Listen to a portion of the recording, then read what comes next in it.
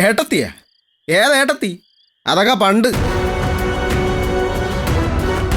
ശിവാനിയെ വീണ്ടും തിരിച്ച് ഈശ്വരമംഗലത്തേക്ക് കൊണ്ടുവരാൻ നിങ്ങൾ എപ്പ തീരുമാനം എടുത്തോ അപ്പ ആ ബന്ധം മുറിഞ്ഞു.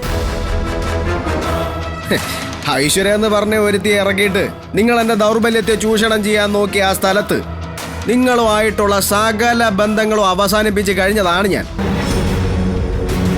പറഞ്ഞില്ലേ, നിങ്ങൾ ബർത്ത്ഡേ ആഘോഷിക്കുകയോ കേക്ക് മുറിക്കുകയോ അവിടെ ആഘോഷിച്ച് തിമിർക്കുകയോ എന്തു വേണോ ചെയ്തോ. അതിലേക്കൊന്നും എന്നെ വിളിക്കേണ്ട ആവശ്യമൊന്നുമില്ല.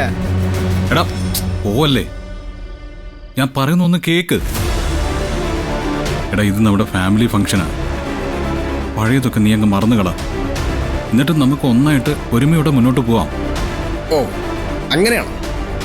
പഴയതെല്ലാം ഞാനങ്ങ് മറക്കണോ അല്ലേ? എങ്ങനെ മനസ്സ് വരുന്നത് നിങ്ങൾക്ക് ഇതൊക്കെ എൻ്റെ മുഖത്ത് നോക്കി പറയാനായിട്ട്? നിങ്ങൾ CK ചന്ദ്രബോസിനെ ശത്രുപക്ഷത്ത് നിർത്തിയിട്ടുണ്ടല്ലോ. അയാളോട് നിങ്ങൾക്കുള്ള പകയേക്കാൾ 10 മടങ്ങ് പക എനിക്കിപ്പോൾ നിങ്ങളുടെ അടുത്തുണ്ട്. അത് ഓർത്തോ. ആ സൗകര്യം കിട്ടുമ്പോഴേ ഭർത്താവിനെ പറഞ്ഞൊന്ന് മനസ്സിലാക്കിക്കോണം. ഇനി ഒഫീഷ്യൽ കാര്യങ്ങളല്ലാതെ ഒന്നും എഴുന്നള്ളിച്ചോണ്ട് എൻ്റെ മുന്നിലേക്ക് വന്നു വരുന്നെന്ന് കേട്ടല്ലോ.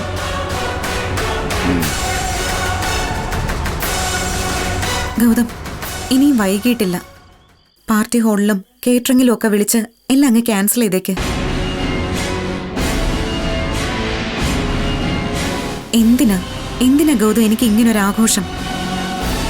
പ്ലീസ് ഗൗതം, ഞാൻ പറയുന്നതൊന്ന് മനസ്സിലാക്ക്.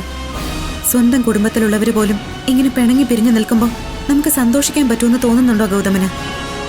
ഒരാഘോഷവും എനിക്ക് വേണ്ട. എന്തായാലും ഈ ബർത്ത്ഡേ ഫംഗ്ഷൻ ക്യാൻസൽ ചെയ്യുന്ന പ്രശ്നമേ ഇല്ല.